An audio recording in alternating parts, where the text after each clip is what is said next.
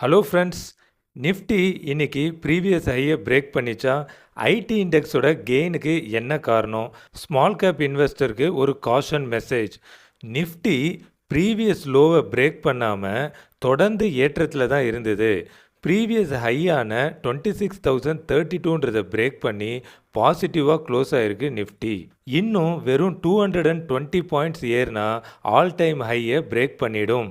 இன்னைக்கு நிஃப்டி ஏறினதுக்கு முக்கிய காரணம் ஐடி இண்டெக்ஸ் ஒரு 3% கிட்ட ஏறினதும் இந்தியா யூஎஸோட பைலேட்ரல் ட்ரேட் நல்லபடியாக போயிட்டுருக்குன்ட்டு சென்ட்ரல் மினிஸ்டர் சொன்னது தான் காரணம்.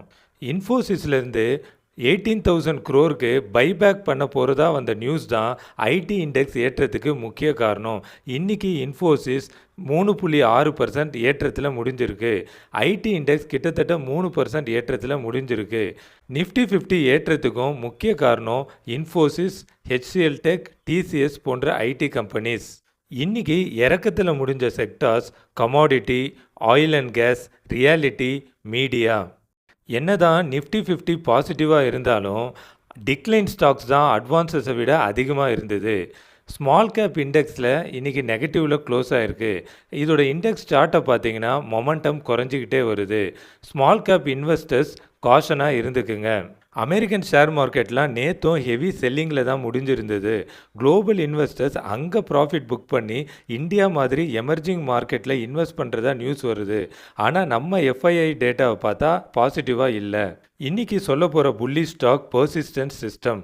அது ட்ரெண்ட் லைனை அப்சைட் பிரேக் பண்ணி ரீடெஸ்ட் பண்ணி மேல் நோக்கி போயிட்டுருக்கு. ஐடி செக்டரில் இருக்க மொமெண்டம் தொடர்ந்துச்சுன்னா இந்த ஸ்டாக் தொடர்ந்து மேல் நோக்கி விலை ஏறுறதுக்கு நிறைய வாய்ப்பு இருக்குது. Tata motor passenger vehicle trend line சப்போர்ட்டை பிரேக் டவுன் பண்ணியிருக்கு. உங்கள் ஹோல்டிங்கை பார்ஷியலாக குறைச்சிக்கிறதோ இல்லை ஃபுல்லாக எக்ஸிட் ஆகிறதோ உங்கள் ரிஸ்க் ப்ரொஃபைலுக்கு ஏற்ற மாதிரி நீங்கள் டிசைட் பண்ணிக்கோங்க. இந்த இன்ஃபர்மேஷன்லாம் யூஸ்ஃபுல்லாக இருந்தால் வீடியோவுக்கு லைக் பண்ணுங்கள். இது போல் இன்ஃபர்மேஷனுக்கு தமிழ் ஸ்டாக் பஸ் சேனலுக்கு சப்ஸ்கிரைப் பண்ணுங்கள்.